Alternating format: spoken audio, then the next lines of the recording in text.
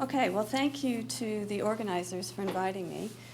This is a topic that I'm currently actively working on and have quite an interest in, so it was a great opportunity for me to come and to be able to share some of what we're doing.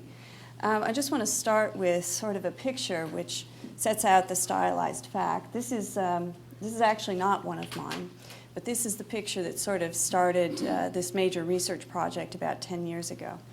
So this is a sample of young people, basically think of 18-year-olds, and what you're seeing in the graph is their transition onto some sort of income support payment.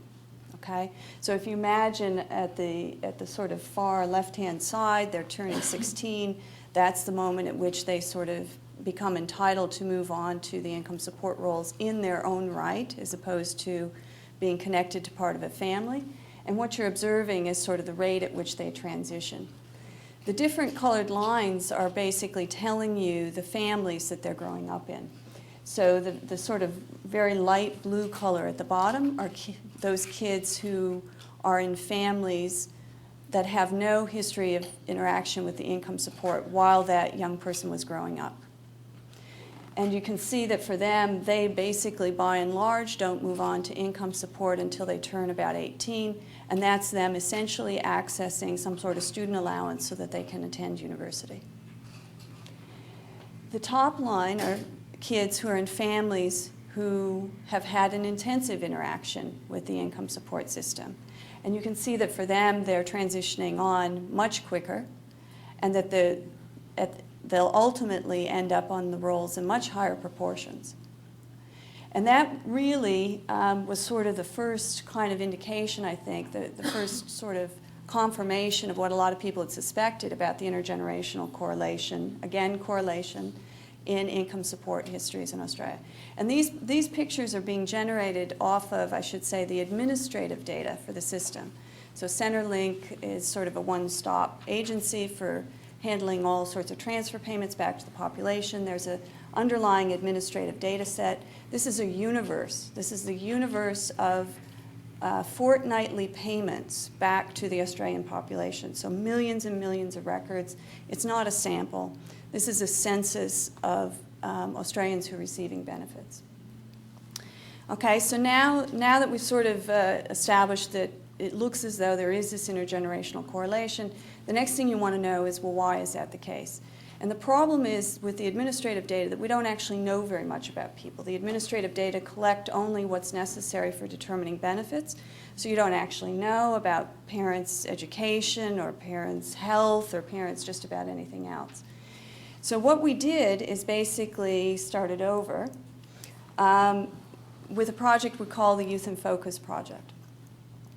So what we wanted to do was actually study the consequences of growing up in an income support family in a way that would allow us to say something about the mechanisms through which disadvantage might be passed on.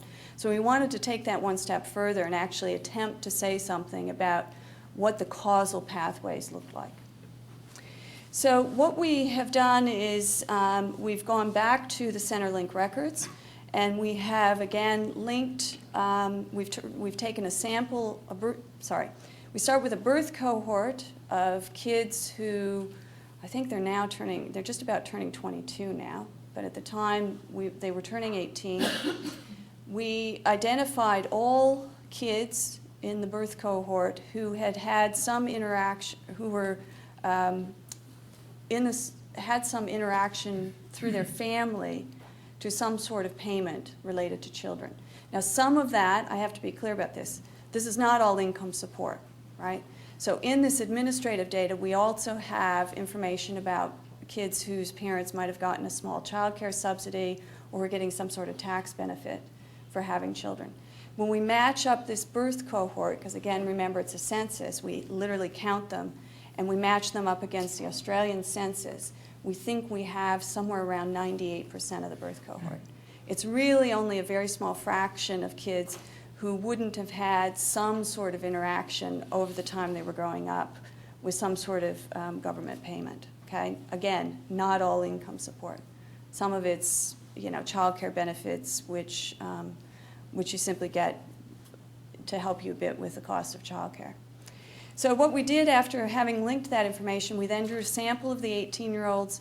We interviewed them at age 18. We interviewed their mothers.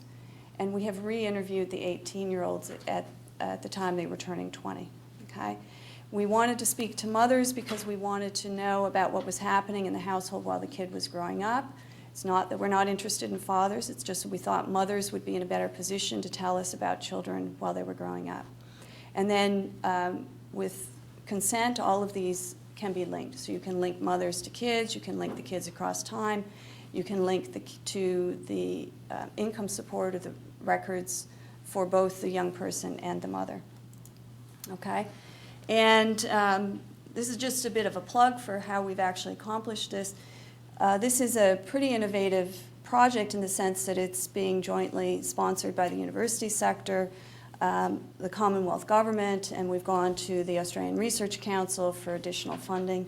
And so we have a steering committee for the project, and sort of all of these partners are putting in substantial resources.